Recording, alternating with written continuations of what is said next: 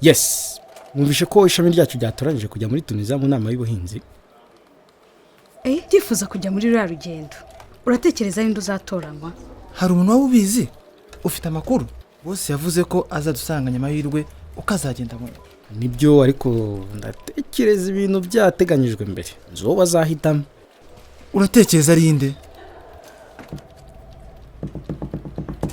Ngwaraje mukunzi w'umuyobozi. Sinzi icyo wamuhaye, ariko ibyo twumva gusa ni Aline.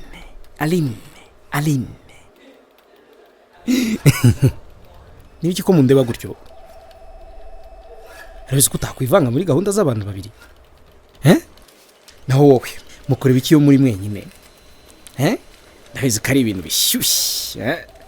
Abahahiye kabisa, abacu wambaye. Izina ryanjye ni irihe? Kari. Rekeraho. Kalisa, ntabwo nshimishwa n'amagambo yawe adakwiye. Kubera icyo wari unteraho urwenya, wareka kuzajya unkiniraho. Ese undi ufite ikihe kibazo? Urwenya se kandi? Buri gihe duhuye nta kindi uvuga usibye amagambo adakwiriye aganisha ku mibonano mpuzabitsina. Kandi simbikunda. Tuza, urimo gukabiriza ibintu. Ikindi ntabwo ngewe nawe twakundana, nituberanye. Kalisa, ugaruye bya bitekerezo byawe biteye ishozi. Ese kuki iteka witwara gutyo? Murimo gukabya ko hari nari kumvuga ukuntu muteraho urwenya mu buryo budakwiye. Ibyari naba narakoze ibyo bintu.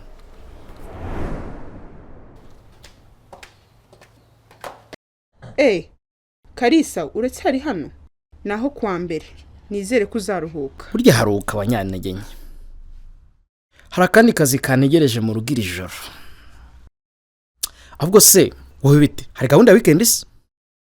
Ni ukwiryamira gusa. Ndananiwe cyane, nta gahunda mfite. Ihangane.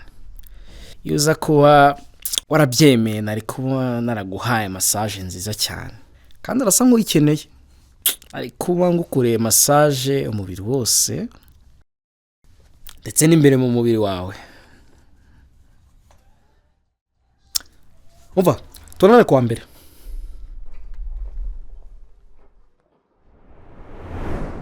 Ariko mana yanjye, Kalisa.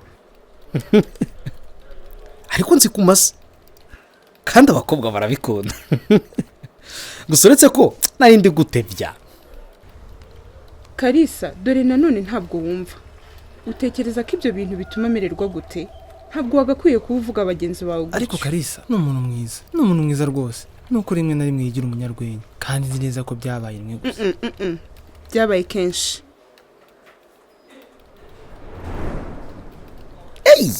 Aline we. Wahisemo kwambara ku buryo buteye amabengeza.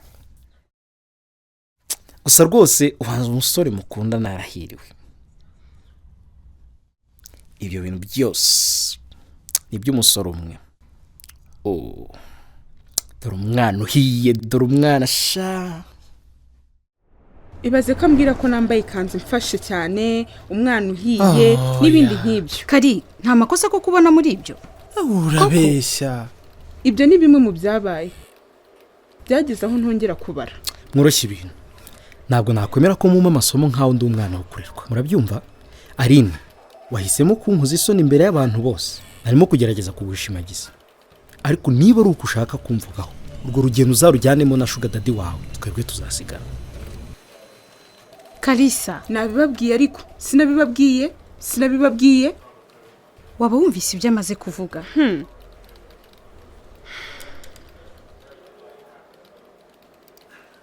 Ntabwo narinzi ko Kalisa ari umuntu umeze kuriya. Babarira no kuri Aline. Kalisa ni inshuti yanjye. Gusa sinakunze uburyo yitwaye uyu munsi. Ihangana ari, sinarinzi ko yakora ibyo yakoze uyu munsi. Ndaza kubimuganirizaho. Kandi ibintu nibikomeza kuba bibi, ukumva ushaka kubimenyesha ushinzwe abakozi, ndaza kuguherekeza. Urakoze Martin.